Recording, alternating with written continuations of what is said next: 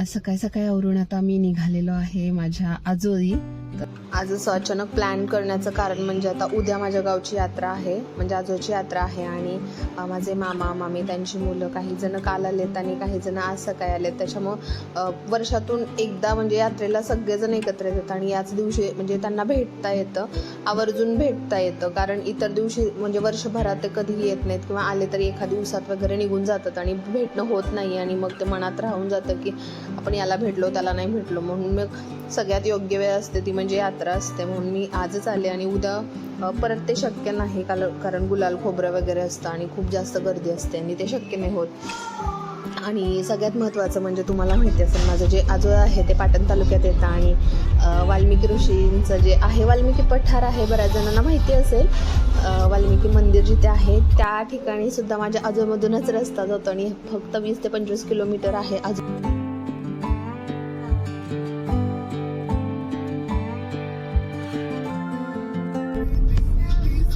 किती आहेत पवनचक्क्या शर्विल? हे बघ मोठी पवनचक्की बघ केवढी मोठी आहे. किती छान.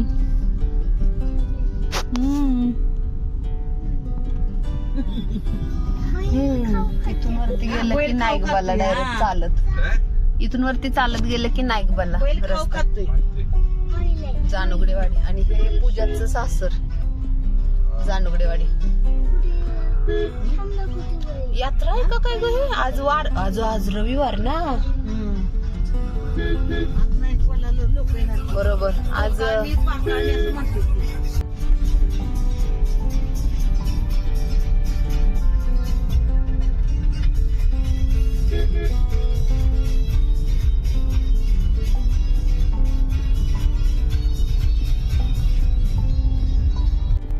माझा आजोळ आहे ते निसर्गाच्या कुशीत वसलेला आहे आणि आता तुम्हाला दिसत असेल त्या समोरच ते मंडप वगैरे घालायचं काम चाललेलं आहे. आता उद्या यात्रा आहे त्याच्यामुळे आज थोडीफार त्यांची तयारी वगैरे चालू आहे, पण गर्दी काहीच नाही आणि सगळ्यात उत्तम वेळ होती. आणि मी आदल्या दिवशीच म्हणजे मामींना कालच फोन करून विचारलेलं की आम्ही साधारण किती वाजता येऊ, कधी येऊ, कारण त्यांनीसुद्धा आम्हाला हेच सांगितलेलं होतं की दर्शन घ्यायचं असेल तर थोडंसं लवकर या, कारण यात्रेच्या निमित्तानं साफसफाई किंवा बाकीची जी तयारी असते, आवरावरी असते, त्या गोष्टी चालू असतात आणि मग त्यानंतर मग गावातली माणसं एकत्र येतात आणि ते काम त्यांचं सुरू असतं. त्याच्यामुळे मग तुझं दर्शन व्यवस्थित होणार नाही. त्याच्यामुळे मग आम्हीसुद्धा खूप लवकरच आलेलो होतो. आणि विठलाई देवी म्हणजे आता काय सांगू, प्रत्येकाची एक आस्था असते. आता बरेच जण आईच्या माहेरच्या देवाला फारसं जात नाहीत, पण मी आवर्जून विठलाईला येत असते, आवर्जून म्हणा. आणि अधूनमधून जेव्हा मला वेळ भेटेल, मी जेव्हा मामा मामींना भेटण्याच्या निमित्तानं गावी जाते तेव्हा माझं दर्शन होतं, नेहमी होतं. आणि ते बघा इथं शर्विलची इकडे दंगामस्ती चालू होती. त्याने सुद्धा आता त्याला लहानपणी मी घेऊन आलेले होते, पण आज थोडंसं त्याला त्यावेळेला एवढा तो फिरू शकत नव्हता. आज असं एकदम छान एन्जॉय करू शकतोय, फिरू शकतोय.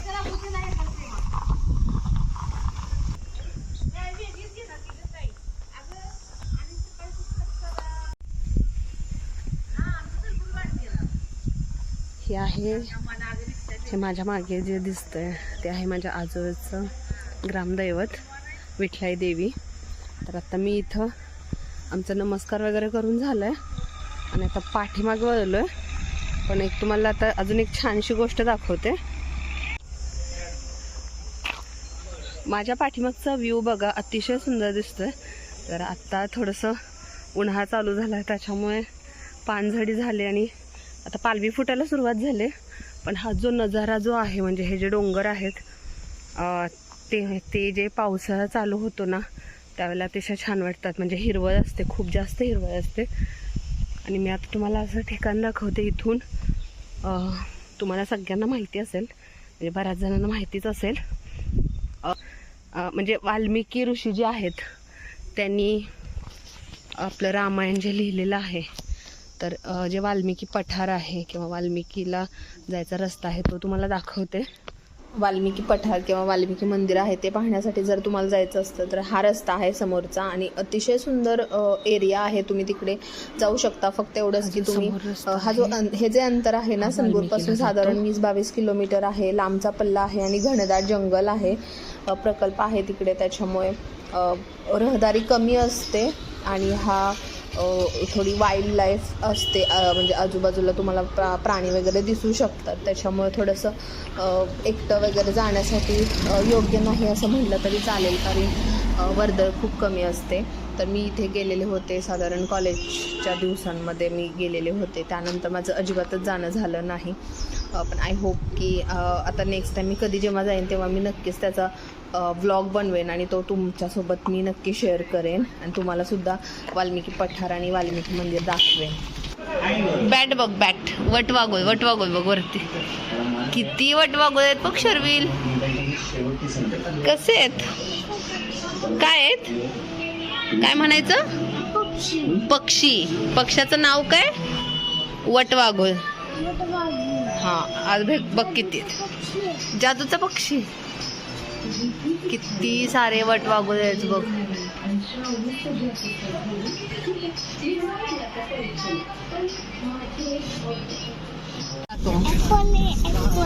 ऍपल आहे, कोणी दिलं,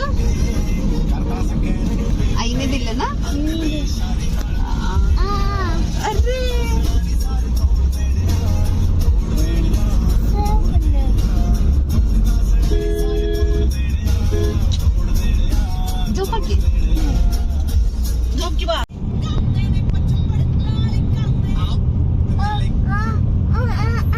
अरे बघ इथे आता आपल्याला उतरायचंय सोनूलं. हा म्हणूया. हे बघ इथं उतरायचं आता आपल्याला. येताना नेहमीप्रमाणे आम्ही कोळेवाडीचा जो गणपती आहे त्याचं दर्शन घ्यायला गेलो आणि दर्शन घेऊन घरी आलो. तर माझ्या आधीच्या काही ब्लॉगमध्ये तुम्ही कोळेवाडीचं मंदिर काही जणांनी नक्की बघितलं असेल, नसेल बघितलं तर मी त्याची जी ब्लॉगची लिंक आहे ती मी डिस्क्रिप्शन बॉक्समध्ये शेअर करेन. तिथे जाऊन तुम्ही नक्की बघा. तर आजचा ब्लॉग तुम्हाला कसा वाटला हे मला कॉमेंट करून सांगायला अजिबात विसरू नका. आणि व्हिडिओ आवडला असेल तर त्याला लाईक आणि शेअर करा. आणि अजूनपर्यंत माझ्या चॅनेलला जर सबस्क्राईब केलं नसेल तर नक्की सबस्क्राईब करा. धन्यवाद.